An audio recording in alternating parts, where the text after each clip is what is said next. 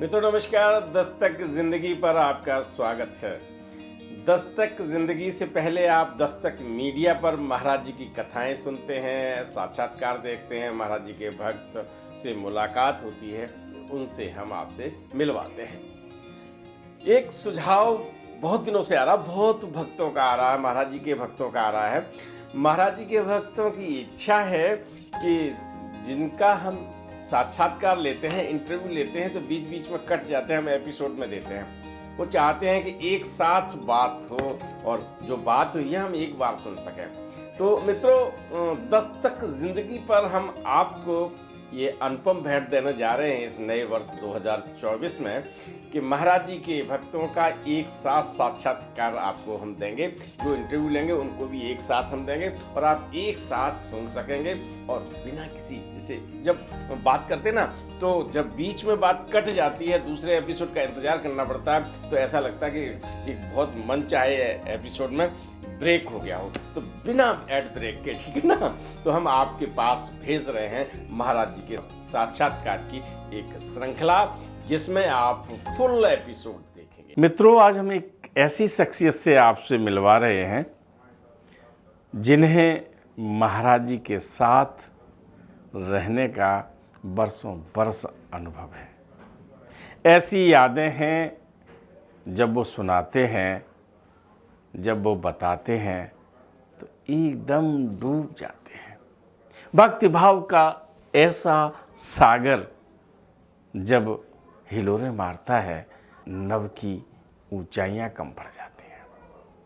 और जब भक्ति भाव में वो अंदर जाके अपनी बात को कहते हैं, तो सागर की गहराई कम पड़ जाती है। और जब उनके वर्णन हम सब सुनते हैं, तो सही बात है कि जीवन में उनकी शिक्षाएं अगर हम ग्रहण करें, तो एक जीवन कम पड़ जाता है। वो शख्सियत पूज्य अग्रज, जिनके चरणों में मैं सत बार नमन करता हूँ, हरि शर्मा जी। आइए जीवन काल के साथ कैंची धाम से जब महाराज जी मानव देह लीला में विदाई ली है वहाँ से, तो उन बातों के भी साक्षी रहे। मिलते हैं पूज्य हरिदारा से। तो लिए चलता हूँ कैंची धाम। और कैंची धाम में महाराज जी जब वहाँ से चले थे, उस समय क्या हुआ था मैंने तो पढ़ा और आपको एक कथा के रूप में बताया था। लेकिन आज ऐसे साक्षी मिल गए हैं जिन्होंने जून 1973 से, आप समझ रहे ना, 11 सितंबर 1973 को महाराज जी ने मानव देह लीला का समापन किया था। और आप उनके सानिध्य में जून, यानी जून, जुलाई, अगस्त, सितंबर, यानी लगभग 4 माह पहले ही आप कैंची धाम में थे। कैंची धाम में जो वातावरण रहा, कैंची धाम में उस समय क्या हुआ था, कैंची धाम में क्या गतिविधियां चली, उन सब के आप साक्षी रहे। दादा राम राम। दादा, महाराज जी जिस समय मानव देह लीला में अंतिम यात्रा उन्होंने जब शुरू की है, उससे लगभग 4 माह पूर्व, यानी जून में आप वहाँ पहुँच गए थे। तो जून में आप जब वहाँ पहुँचे, तो आप तो पहले भी उनके साथ रहे। हाँ। और जब जून 73 में पहुँचे, उस समय क्या कोई उन गतिविधियों में परिवर्तन था या नहीं? महाराज जी के मैं जून में पहुंचा हूं और आश्रम पहाड़ी एरिया था, बड़ा अच्छा वातावरण। और उन दिनों जून गर्मी के दिनों में कैंची में नित्य प्रति जो है भीड़ आने जाने वालों की अपार होती थी। तो महाराज जी ने वहाँ अवस्था के हिसाब से इतने कामों में लगा दिया था। वो सुबह से शाम तक आश्रम की सेवा, आने वाले भक्तों की सेवा, महाराज जी के निजी कुछ आधे कामों में भी वो लगाते रहते थे, उसी में सूर्यास्त से सूर्यास्त तक आश्रम में बीत जाता था। लेकिन जून के 8 या 9 जून से महाराज जी ने कुछ ऐसी विचलता दिखानी शुरू करी कि जैसे महाराज जी कुछ परेशान है क्या, महाराज जी को कुछ तकलीफ़ है क्या, ऐसा शो करते थे, लेकिन था कुछ नहीं। 9 तारीख के दिन पूरे दिन महाराज जी, जो महाराज जी का नीचे बैठने का कमरा था जो आज समाधि के पास है छोटा सा, उसमें बैठे कि वो मेरी किसी से भी आए तो हार्ट कहाँ होता है, दिल क्या होता है, दिल में क्या होता है, मतलब हार्ट संबंधी सवाल पूछते थे लोगों से जो है। ये 9 सितंबर की बात है। 11 को शरीर हो गया है और 10 को वहाँ से चले हैं। 8 या 9 की 8 की बात है ये, 8 सितंबर की। यही सवाल कर रहे थे मैं पास खड़े रहते थे, तो हम सोचते आज ये सब इन बातों इस सवालों को क्यों कर रहे हैं। जब चले जाते थे तो फिर उसमें आगरा में वो हार्ट का डॉक्टर है, शायद माथुर थे, शायद मुझे ऐसा ही ध्यान नाम आ रहा है, मैं वो बहुत अच्छे हैं, मैं वहाँ जाऊँगा। उसी दिन शाम को उन्होंने इंदर बाबू को बुलाया और इंदर बाबू से कहा कि नैनीताल में सर्वदमन रघुवंशी, हाँ, उनका शरीर हो गया। जी जी। तो वो हमेशा महाराज जी होते थे तो अभी होते, वो गर्मी ज़्यादा था, गर्मियों में वो 8 महीना वो वहीं रहते थे कैंची, उनका प्रवास जी। तो वो तुम डॉक्टर को लेके आओ, नैनीताल में कौन सा डॉक्टर है वो जानते थे। तो मैं और इंदर बाबू का वो फिएट कार थी उन पे, और वो चला के लाए और नैनीताल हम आए। जिस डॉक्टर के यहाँ वजह वो उनको मालूम था, वो डॉक्टर वहाँ नहीं मिले। क्यों नहीं मिले? जो पंथ जो उनका वो शायद सरकार थी, संविध सरकार थी, उसमें उत्तर प्रदेश के भारत सरकार के हेल्थ मिनिस्टर थी वो। तो वो वहाँ नैनीताल पहुँचे हुए थे, तो सारे डॉक्टर, सरकारी डॉक्टर और वो डॉक्टर सब उनके पीछे, उनके काफिले के पीछे चले गए। वहाँ नहीं मिले। पता लगा पंथ आए हुए हैं, केसी पंथ। केसी पंथ। फिर इंदर बाबू जी को और मालूम थे कोई डॉक्टर, उसके पास गए, वो भी नहीं मिला। तो बोले महाराज जी क्या लीला करा रहे हैं, जिसके पास जाओ वो मिलता ही नहीं है। तो फिर उन्होंने सोचा कोई एक और डॉक्टर है भवाली में, उसे ले चलूँगा। जब भवाली में हम उस डॉक्टर के पास आए, वो इतना शराबी था, शराब पी के और घर से बाहर भवाली में जाके किसी सड़क की पुलिया पे बैठ गया। तो बोले अब इसने शराब पी रखी है, इससे बात नहीं करनी। हम रात को 9 साढ़े 9 बजे तक जो है आश्रम में वापस आ गए, और महाराज जी तब तक अपनी उसी में कमरे में बैठे रहे। और हम हनुमान जी के मंदिर के नाच पहुंच गए, तो नहीं मिला डॉक्टर, तुमको नहीं मिला डॉक्टर, में नहीं मिला। कोई बात नहीं, हम सुबह को आगरा जाएंगे और वहाँ वो डॉक्टर मौजूद हैं। अच्छा। वहीं से कह दिया बस हम सुबह आगरा जाएंगे। अब महाराज जी की इन लीलाओं से, उनसे हम इतने विचलित थे। आज महाराज जी ने क्या कर दिया, इंदर बाबू को क्या समझ में नहीं आ रहा। हम भी समझे, आश्रम में और बासी जितने भी लोग थे वो भी सब जो हैं, आज लीला और जो रोज होती थी वो नहीं हो रही हैं।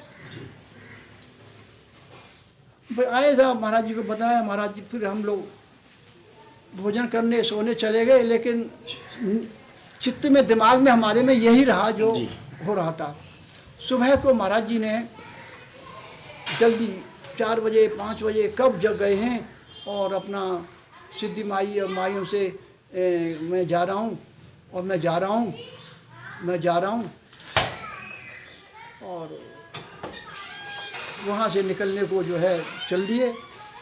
जब पता लग गया था मुझे सुबह ही कि महाराज जी आज आगरा जा रहे हैं, तो मैं ये इच्छा थी कि मुझे 3 महीना यहाँ रहते हो गए, तो मैं भी आज महाराज जी के साथ आश्रम जाऊँगा, वो मथुरा जाऊँगा और साथ आ जाऊँगा, तो मेरा कुछ चेंज हो जाएगा।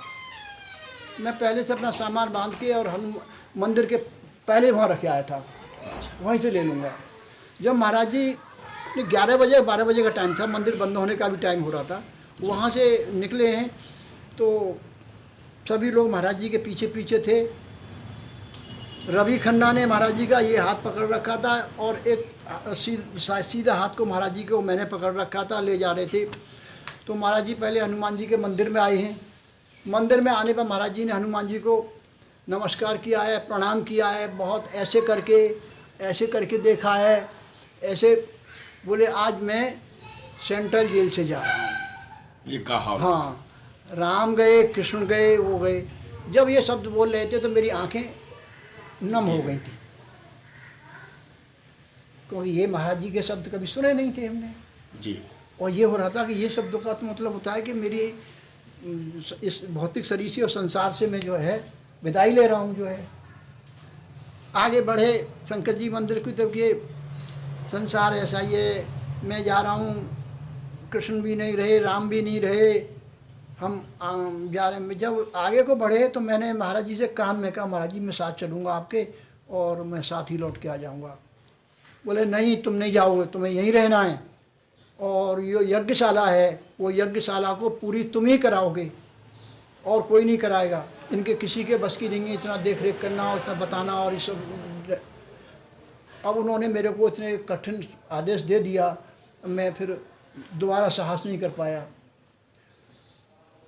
जाने के बाद आश्रम के बाहर तक इंद्र बाबू की फिएट कार खड़ी थी, वहाँ तक ले गए और कार में बिठाने लगे। बस यही कहते रहे, आज मैं सेंट्रल जेल से निकल के जा रहा हूँ, राम नहीं रहे, कृष्ण नहीं रहे, राम नहीं रहे, कृष्ण नहीं रहे, हम भी नहीं रहेंगे। अच्छा, तो ये महाराज जी जब निकले हैं तो कंबल भी गिरा है, तो ये कहाँ गिरा था? कंबल गिरने का मेरे को स्पष्ट नहीं हो पा रहा है, कहाँ गिरा था ये मेरे को नहीं स्पष्ट हो पा रहा है। वो क्योंकि हम भी अपना मस्तिष्क का एक जो सामान्य जो वो है वो खो चुके थे। कुछ ऐसा आभास अंदर से महाराज जी की इन लीलाओं ने 24 घंटे से जो कर रखा था ना, उससे इतना परेशान हो गए थे कि महाराज जी ने आज ये कौन सा टॉपिक ले लिया, कौन सा नाटक आज ये करने जा रहे हैं, आगे क्या हो, इसमें कुछ ध्यान ही नहीं था। जब कार में गए और इन्होंने मना कर दी, मैं नहीं ले जाऊंगा, रवि खन्ना को बिठा लाए, इंद्र बाबू ने गाड़ी लाई है और गाड़ी में बिठाने के बाद फिएट गाड़ी जो है आगे को बढ़ गई। बहुत देर तक, जब तक ऊपर चढ़ती है कैंची, जहाँ कैंची कहते हैं, जैसे सड़क कैसी बनी है ना, वहाँ तक देखते रहे। उसके बाद पेड़ों में ओझल हो गई और सब के सब निवासी जो थे आश्रम के इतने वो हो गए जैसे बिल्कुल कि आज आश्रम जो है खाली हो गया है, महाराज जी ने क्या लीला करी। कोई भोजन में किसी को मन नहीं था, कोई नित्य प्रति हम भी जाके कमरे में पड़ गया, जाके जो है भोजन, स्नान भी किए थे, भोजन करा या नहीं करा कुछ पता नहीं। उसके बाद दिन हुआ, शाम हुई, इंद्र बाबू रात को लौट के वहीं आ गए। अच्छा, महाराज जी को बिठा दिए काठगोदाम से आ गए। रात को फिर इंद्र कुटी में हम गए तो वो भी दुखी थे, परेशान थे। बाबू आज क्या हुआ, ये हुआ। इनकी लीलाओं का, इसका समझना शर्मा जी बहुत कठिन है। और अब सुबह को ये आदेश दे गए कि इस पर लेंटर पड़वाना है यज्ञशाला पे। तो PWD से या कहीं से लेबर, पहाड़ी लेबर आ जाती थी, वो सब काम करती थी। तो मैंने सुबह से ही मैं अलर्ट हो गया, मैं आज लेंटर पड़ना। जिस दिन लेंटर पड़ता उस दिन सब मेरे को मालूम था ऐसे होना है। लेबर के 20-25 आदमी आए।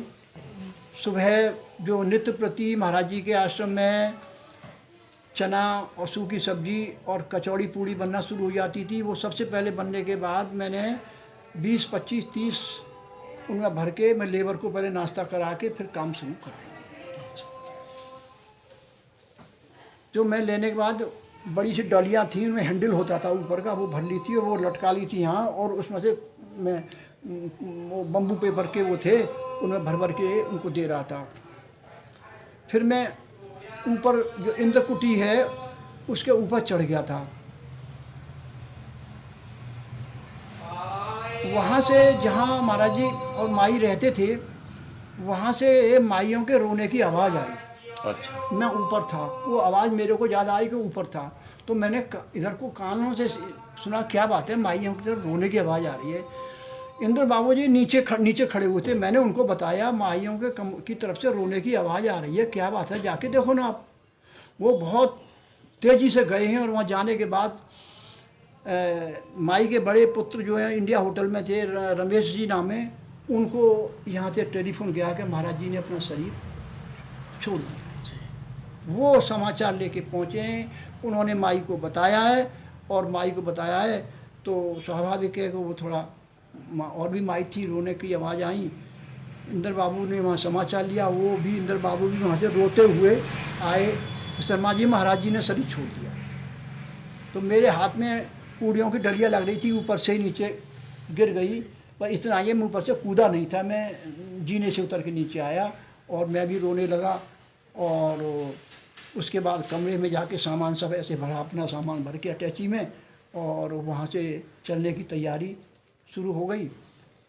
कोई आधा घंटा, पौना घंटा, 1 घंटे के अंदर वहाँ से सब, मैं इंद्र बाबू की गाड़ी में मैं था, इंद्र बाबू थे, और वो थे जो मूँछों वाले मिलिट्री में रहते थे, बुढ़े जो थे, सूबेदार जो थे रायबरेली के, वो थे।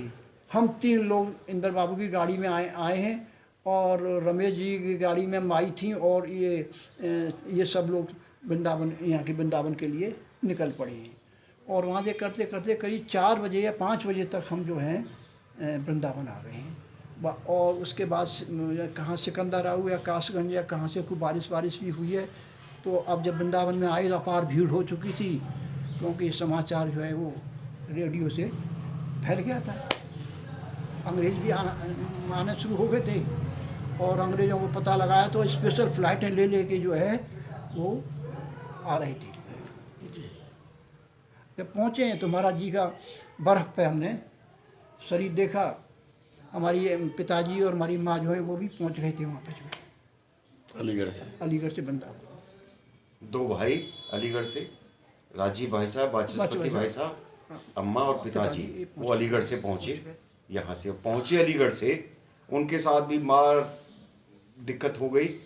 उनकी जो कार थी वो हाथरस के पास किसी साइकिल वाले से टकरा गई, और वो साइकिल वाला चपेट में आ गया, पता नहीं, लेकिन वो कुछ सज्जन थे वहाँ ग्रामीण, उन्होंने कहा कि आप बुजुर्ग हो, लेके गाड़ी निकल जाओ, नहीं तो यहाँ बहुत विध्वंस हो जाएगा, मारकाट हो जाएगी।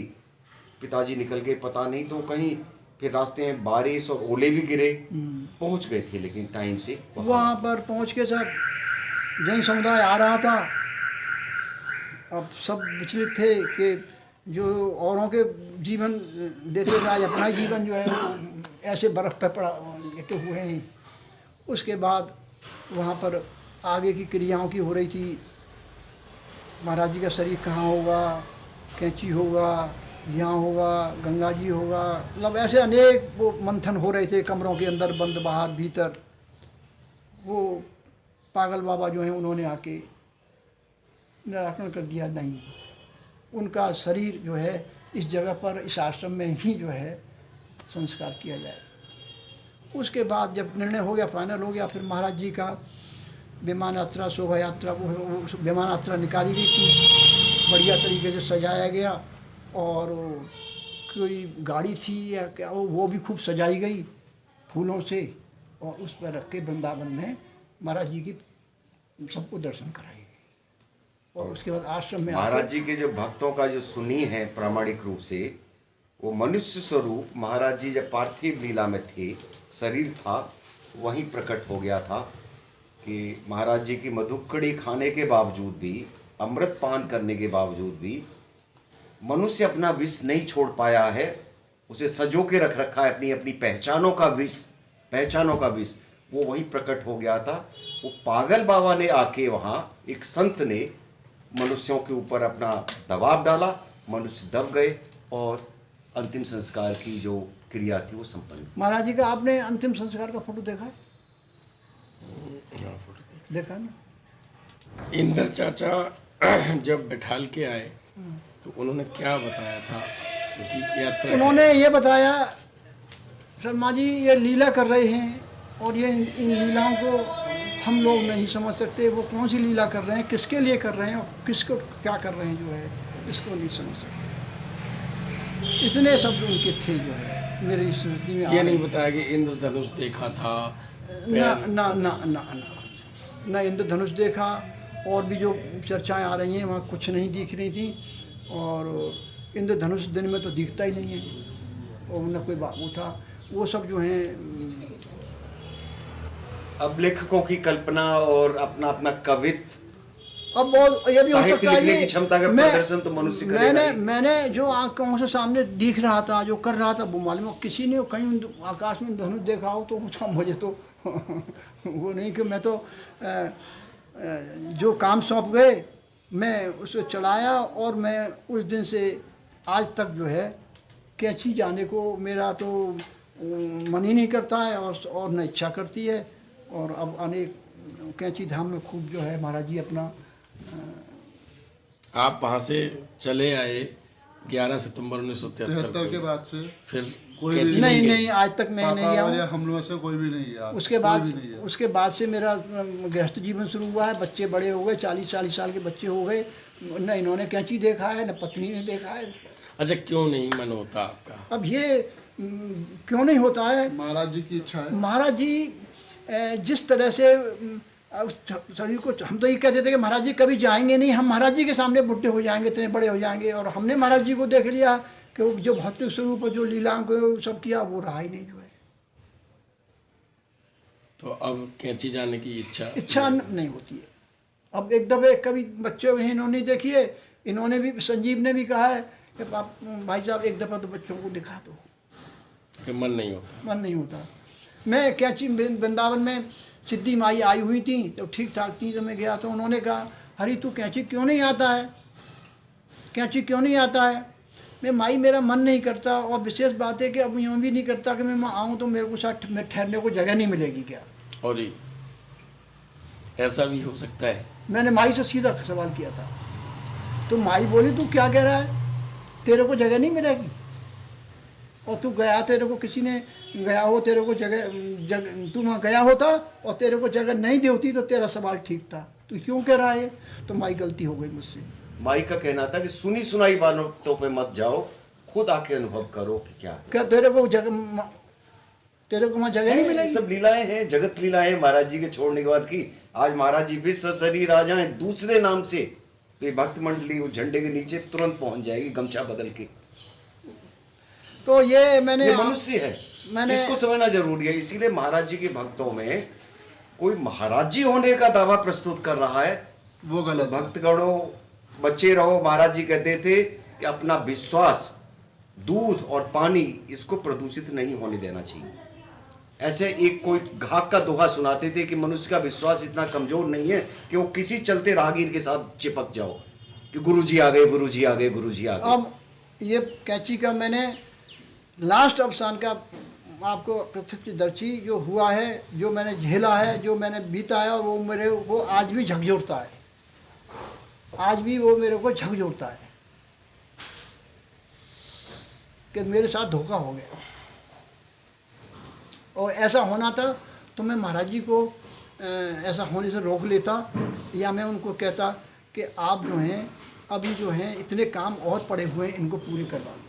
वो भाई साहब रुकते मेरे मन में सवाल होते हैं। आपके सवाल ठीक है। वो लंका में विभीषण नहीं रोक पाए, उनको उनका घर बचा दिया बस। मित्रों, महाराज जी की अंतिम यात्रा से कुछ समय पहले, यानी जून से आप साथ में रहे। यादों की बारातें जब निकलती हैं तो बहुत सारी चीज़ें ऐसी होती हैं जो मस्तिष्क के पटल पर आती हैं और नहीं आती। लेकिन जो दो हाथ थे महाराज जी के मानव देह लीला के, तो एक रवि खन्ना थामे थे और दूसरा दादा थामे थे। हनुमान जी से महाराज जी की विदाई, महाराज जी का हनुमान जी को देखना, मंदिरों में अपनी नज़र टिकाकर अपना सिर ऊपर या नीचे जैसे भी जो अंतिम विदाई, उन्हें तो मालूम था कि अब हम मानव देह लीला में यहाँ नहीं आएंगे, वो सब करते हुए और यज्ञशाला की छत का जो जिम्मेदारी दी थी वो निभाने के बाद आप फिर कभी कैंची नहीं गए। आज 11 सितंबर 1973 को हमने पुनः जिया है। महाराज जी की अंतिम यात्रा के आप साक्षी रहे हैं और उस यात्रा के बाद उनके स्थल पर जाने की इच्छा भी आपकी नहीं हुई। ऐसे ही एक अनन्य भक्त प्रोफेसर सुधीर मुखर्जी, कैंची की वर्तमान अवस्था, यानी जब कैंची पर एक संकट आया था महाराज जी के जाने के बाद, उसमें उन्होंने महती भूमिका निभाई थी। तो उस भूमिका को निभाने के बाद उन्होंने 1975 में रिजाइन कर दिया था बतौर ट्रस्टी। इसके बाद वो भी फिर नहीं गए। महाराज जी की क्या लीला है पता नहीं, लेकिन एक बार पुनः हम लोगों ने महाराज जी की मानव लीला का समापन महसूस किया है और ऐसा लगता है कि हम मनः स्थिति से वहाँ पर विराजमान हैं। फिर लोग जो हैं पीछे बैठे, उन्होंने रथ चलाया, पीछे जो है उन्होंने रथ चलाया, पिताजी को पीछे बिठाला। गृहस्थ जीवन के वजह से इतनी लीलाएं कराऊँ। स्वामी जी आए, दाऊ जी आए। रस्सी पिताजी के हाथ में थी, कहाँ चलना है, किस दिशा में मोड़ना है, कहाँ करना है, ये सब कृष्ण जैसे रथ बैठे थे अर्जुन के रथ में। इस तरह से पिताजी के युग में बहुत संत आए और पिताजी गृहस्थी और सब संत जो थे संत थे। उनके गृहस्थ जीवन को वो क्या क्रम करवाए। कभी कभी कहते भी थे मेरा काम पूरा नहीं हुआ, मुझे गृहस्थ में नहीं जाना चाहिए था। उनका भी झुकाव बचपन से सन्यासी तरफ था। लेकिन था क्या, नाना का इतना दबाव था कि पिताजी के पिताजी हमारे दादा वो संन्यास ले चुके थे। जब हमारी दादी मर गई, सगी दादी, पिताजी को जन्म देने के बाद 2 बच्चे और पैदा हुए, 2 ट्विंस हुए। उसमें ट्विंस भी गए और दादी भी गई। बाबा ने संन्यास ले लिया। बुढ़े बाबा कहते थे उनको मुझे याद है कि वो गेरुआ कपड़ा पहनते थे। अब पिताजी भी ये इस तरफ चले जाएंगे तो बड़ा संकट था। तो नाना ने इनको थाम के रखा कि ये न चले जाए इस मार्ग। लेकिन उनके अंदर से जो था, अंदर का माल था, वो उनका गृहस्थ वाला ये उनका रह गया है प्रसाद। इन्होंने संभाल के रख रखा, मुझे ध्यान नहीं। पिताजी के गृहस्थ जीवन में पिताजी शादी कराना नहीं चाहते थे और शादी के समय पिताजी जो थे वो जो शादी के जब हमारे दादा बाबा दबाव डाल रहे थे, पिताजी के पालन पोषण करने वाली पिताजी की मौसी थी, वो कर रही थी। तो पिताजी घर छोड़ के चले गए, मैं ये शादी मैं नहीं करूँगा। तो पिताजी कहीं पहुँचे तो पिताजी को ये रास्ते में 2 बड़े बड़े नाग आ गए। उन्होंने नाग खड़े हो गए और नागों ने पिताजी का रास्ता रोक लिया। नाग खड़े हो गए, आके बड़े बड़े काले, और पिताजी का मार्ग रोक लिया। ऐसे खड़े हो गए सामने जो है। पिताजी का आवाज़ हुआ कि ईश्वर के भेजे हैं, अब मुझे जो है अपने वो चाचा कहते थे वहाँ जाना है और उनके आगे मानना है। जब पहुँचे तो बाबा ने कुएं पर बैठ के अपने पैर कुएं में करके बोले, प्रतिज्ञा कर कि मैं शादी करूँगा, विवाह करूँगा और मैं तो तुम्हारा वंश आगे बढ़ाऊँगा, नहीं तो मैं कुएं में गिर रहा। ये अनछुए पहलू हैं पंडित होदत्त शर्मा के संबंध में। और चूंकि देह पंचतत्व में विलीन हो चुकी है, लेकिन उस देह पर कभी विराजमान रहे ये वस्त्र आज अमूल्य निधि है। जिस तरह से महाराज जी की धोती, पहनी हुई धोती अशोका दीदी ने हमारे सिर पर रख दी थी, और आज पुनः उनके भक्त पंडित होदत्त शर्मा के वस्त्र हमें छूने का सौभाग्य मिला है। मैं केवल एक ही बात जानता हूँ कि ये महाराज जी की महती कृपा है। दादा, जो रोटी होती थी, जो टुकड़े हो जाते थे, उनका क्या होता था? शुक्ला जी, आपने बहुत मार्मिक सवाल पूछा है, क्योंकि लोग कहेंगे टुकड़े हो गए तो रोटी किसी काम की नहीं रही और कोई खाएगा भी नहीं, देखेगा भी नहीं। लेकिन वो ऐसा अमृत था कि उस अमृत का जिसने रसपान किया है और देखा है वो ही बता सकता है। वो महाराज जी को भोजन करने के बाद 2, 4, 5 रोटियों के में टुकड़े महाराज जी से मुश्किल से एक हथेली के बराबर ही पूरा खाते थे उसमें से। बाकी सब टुकड़े करा करा के इकट्ठे हो गए और मैं थाली ला जाने के बाद रसोई में रख देता था। और रसोई में रखने के बाद जब आश्रम वासियों का भोजन करने का समय आता था तो बरामदे में बैठ जाते थे, पत्तल दी जाती थी। उस सबसे पहले प्रसाद के रूप में जो महाराज जी ने टुकड़े कर दिए हैं वो टुकड़े सबकी पत्तल पे एक एक परोस हो जाता था। अच्छा। उसके बाद जो भंडार घर में सामान 56 भोग बनते थे वो सब परसे जाते थे। महाराज जी के यहाँ जितने भी आश्रमवासी अतिथि जो भी आते थे तो महाराज जी अंदर से संकल्प कर लेते थे कि इतना भोजन इतने हों तो वहाँ पर 56 भोग वही था, वो 56 ही भोग थे, पत्तल भर जाती थी। और उनमें एक टुकड़ा जो महाराज जी से बच के आए वो प्रसाद रूप में पहले मिलता था, वो अलग रखा रहता था। तो जो भोजन करने वाला है ना वो पहले उसी टुकड़े को खाता था। देखिए ये नहीं कि उसे नहीं खाऊं, इसमें आकर्षण क्या है और 56 तरह के भोजन मिले में उनमें आकर्षण ज़्यादा है, नहीं, पहले उसकी इच्छा उसी को करती थी। उसको करने के बाद एक आध लोग ऐसे भी होते थे कि मेरे को और मिल जाएगा, ये मैं नहीं मिलेगा। तो आप भी यदि उस होते ना तो ये कहते मैं इसकी पूरी रोटी खाऊंगा, पूरी मधुकड़ी खाऊंगा। नहीं, हमने सुना है कि जिस तरह से कृष्ण कन्हैया माखन चुराते थे, आप भी चोरी करते थे। मैं उसमें दाल में जो महाराज जी को दाल कटोरी में बच के आती थी उसको मैंने कि जो है उस वक्त हमारा उनका भोजन कराने का था, वो वहाँ दे दी, दाल में बच रही थोड़ी सी, उस कटोरी में से उस दाल को मैं खाता था। आपको याद होगा जब डॉक्टर भंडारी के यहाँ बरेली में भवनिया जी उनके यहाँ सेवक के रूप में जब काम करते थे तो जो जल लेके गए थे, पारसिस्वस में उल्लेख है कि जल लेके गए थे, उस जल को वहाँ पर भवनिया जी तो फेंकने वाले थे, लेकिन वहाँ जो भक्त थे उनको फेंकना नहीं और धीमे धीमे उसको थोड़ा थोड़ा करके पिया था। और बकौल जो लिखा है सुधीर दादा ने, भवनिया जी कहते हैं कि वो जल जो पिया है ना, ऐसा जल दोबारा नहीं पीने को मिला। तो इसी तरह से आप महाराज जी की दाल भोग की ले लेते थे।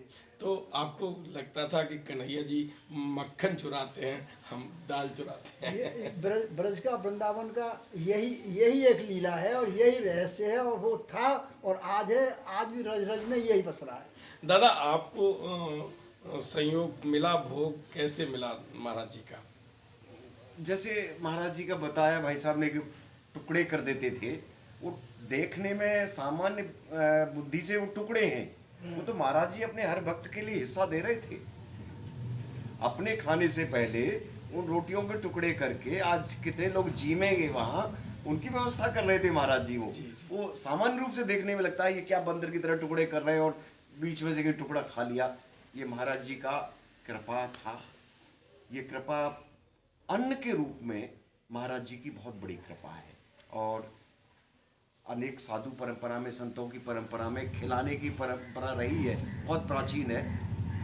नानक ने भी इसको बढ़ाया। महाराज जी की परंपरा में न कोई ज्ञान है, न उपदेश है, न उपनिषद है, न ऋग्वेद है, न हनुमान चालीसा है। सिंपल सिलेबस है, सिंपल सिलेबस सामान्य विद्यार्थियों के लिए, उनके उत्कृष्ट करने के लिए हनुमान चालीसा पढ़ो और बढ़िया बढ़िया प्रसाद खाओ। अच्छा, उस समय बिना चालीसा इतना नहीं था। बिना चालीसा तो महाराज जी के, बिना चालीसा तो बाद की महिमा है महाराज जी की। वो तो अपने जाने के बाद जो रिक्तता होगी, जो प्रश्न होंगे लोगों के, वो बिना चालीसा से पूरे हो जाएंगे। वो एक कुंजी दे गए प्रभु दयाल जी के माध्यम से कि भाई इनके सवाल तो कोई दे नहीं पाएगा। प्रयास करेंगे लोग अपनी अपनी बुद्धि का, चतुराई का, जवाब मिलेगा नहीं। कोई इनमें से भक्त होगा तो प्रभुदयाल जी की वो छोटी सी गुटका पड़ेगा बस और उत्तर पा लेगा। जैसा कि सबसे पहले जिज्ञासा ये होती है कि आपने बाबा नीम करोली के प्रथम दर्शन कब किए? ओम अखंडमंडलाकारं व्याप्तं येन चराचरं तत्पदं दर्शितं येन तस्मै श्री गुरुवे नमः। बाबा नीम करोली महाराज के चरणों में कोटिवार प्रणाम है। महाराज जी, आप शुक्ला जी आए हैं और आपके बारे में, आपकी कीर्ति के बारे में, आपकी परहित आपने दूसरों के लिए सब कुछ किया, उसके बारे में जो कुछ मैंने आपकी सानिध्य में आपने जो कुछ मुझे अल्पकाल में सेवा का मौका दिया है उसमें जानना चाह रही हूँ। इसके जानने में कहीं मुझसे गलती हो तो क्षमा करना। तो वहीं से कि आपने प्रथम दर्शन कब किए? महाराज जी के प्रथम दर्शन यूँ तो पिताजी के लंबे समय के आपको अभी बता ही चुके हैं, लेकिन पिताजी के साथ कभी भी मुझे, क्योंकि महाराज जी तब स्थायी रूप से कहीं नहीं रहते, इस निवास करते थे। जब वृंदावन में महाराज जी का स्थायी निवास हो गया तो 1968 के करीब की बात है, तो प्रथम बार मैं पिताजी के साथ जो है महाराज जी के दर्शन करने के लिए वृंदावन गया था। जो है वो महीना करीब दिवाली के आसपास का समय था। तो आश्रम तब आज के रूप में नहीं था, इतना विकसित नहीं हुआ था। तो वहाँ पानी वगैरह के लिए हनुमान जी के मंदिर के बराबर में कुआं था, वहीं से कुएं से पानी खींचते थे और वहीं से स्नान कर लेते थे और वहीं से नित्य कर्म के लिए बाहर जंगल ही जंगल था, उसमें जाते थे। शाम को पिताजी और हम कुएं पे मुंह हाथ धोने के बाद खड़े हुए थे, तो पिताजी ने मुझसे ये कहा कि मैंने महाराज जी के पास काफ़ी समय से आता हूँ और महाराज जी मेरे बारे में या मेरा नाम पूरी तरह से नहीं जानते हैं। अच्छा। ये पिताजी मुझसे कह रहे थे। कुछ ही 2-4 मिनट के अंदर हम आश्रम में हम प्रवेश किया है, तो महाराज जी ने मुझे देखा और बुलाया, ए पंडित के लड़के यहाँ मेरे पास। मैं कुछ तेज़ स्पीड से उनके पास गया और जाने के बाद मुझसे कमरे में बोले, तुम्हारे बाप क्या कह रहे थे? तुम उनका नाम नहीं जानते, ये कह रहे थे। अब मैं प्रथम दर्शन करे थे, तब तक मैं महाराज जी से सामने इतना बोलने में भय और हिचकिचा रहा था। बोलते क्यों नहीं हो? मैंने बोला, हाँ महाराज जी, पिताजी कह रहे थे कि महाराज जी जो हैं मेरा नाम नहीं जानते हैं। और मुझे तो बताओ तुम्हारे बाप का क्या नाम है? मैंने फिर नाम बताया, कोथिरदत्त शर्मा। वे हमसे ऐसे ही कह रहे थे, हम उनका नाम जानते ना हैं। वे हमसे कह रहे हम तुम्हारा बाप का नाम जानते ही ना हैं। ये 3-4 बार कहा और ये पिताजी ने फिर कहा, ये महाराज जी ने तुम्हें आज प्रथम दर्शन में अपना एक चमत्कार स्वरूप दिखा दिया कि हम कुएं पर जिस बात को कर रहे थे, और वहाँ जाते ही उन्होंने कहा कि तुम कुएं पे क्या बात कर रहे थे? ये कह रहे थे हम तुम्हारे बाप का नाम नहीं जानते हैं। ये तो प्रथम उन्होंने अपना चमत्कार कुछ ही क्षणों में वहाँ दिखाया था, जिसके लिए उन महाराज जी की प्रसिद्धि थी और ख्याति थी। तो ये वृंदावन आश्रम की घटना है? ये वृंदावन आश्रम का वृंदावन ये प्रथम दर्शन का मेरा आपको मैंने दिखाया है जी। और उस वक्त मैं 68 इंटरमीडिएट में शायद पढ़ता था। कहाँ से चले थे वृंदावन आश्रम में? आप सीधे सीधे, मुझे लगा कि आप सीधे सीधे वृंदावन में पहुँच गए। तो हम जानना चाहेंगे कि पहली बार चर्चा कब हुई और कैसे पहुँचे वृंदावन आश्रम?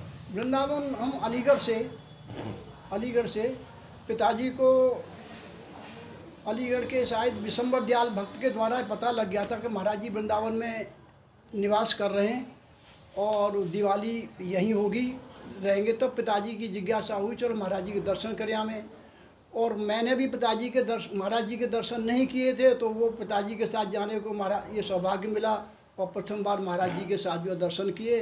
और उसके बाद महाराज जी ने मुझे जो है अब ये अपनी वो दिखाया चमत्कार जो है। कितना सानिध्य मिला है आपको? मुझे महाराज जी का उस प्रथम दर्शन से लेके और महाराज जी का अंतिम अवसान हुआ है तब तक मुझे उनका सानिध्य मिला। उसमें लास्ट के 71, 72, 73 तक के समय में बहुत ज़्यादा उनके पास जाने का समय मिला। उसमें आधे से भी ज़्यादा समय महाराज जी की सन्निधि में रहा। महाराज जी ने किस लिए क्यों इतना निकट मेरे अपने पास रखा, अपनी लीलाओं को, अपनी सेवाओं को, अपनी वात्सल्य लीलाएं मेरे साथ करने का, ये सारे जो है अवसर देते रहे।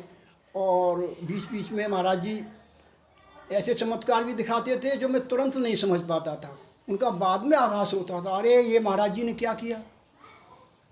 ये आपने बताया जैसा कि इंटरमीडिएट में आप पढ़ते थे, हाँ। तो ये उम्र जो है किशोरावस्था की हम कह सकते हैं। हाँ। और किशोरावस्था और जो यात्रा है जवानी की ओर चलने की, उसमें आध्यात्मिक क्षेत्र की ओर बढ़ जाना थोड़ा सा जरा तो स्पष्ट मेरा करें। ऐसा मैं आध्यात्मिक क्षेत्र के तो वहाँ कोई न तो मेरे को महाराज जी कोई आध्यात्मिक दीक्षा देते थे, न महाराज जी कोई मेरे को उपदेश देते थे, और न महाराज जी कोई ऐसा कोई कार्य कराते थे जो आध्यात्मिक रूप में हो। वो केवल कर्तव्य क्षेत्र के रूप में, और वहाँ जाने के बाद जिस महाराज जी ने जिसको अपने पास अपना लिया या रख लिया, वो उसको इतना बुद्धि को वो कर देते थे कि वो वहाँ से जाने के लिए चेष्टा ही नहीं होती थी, इतना आनंद होता था।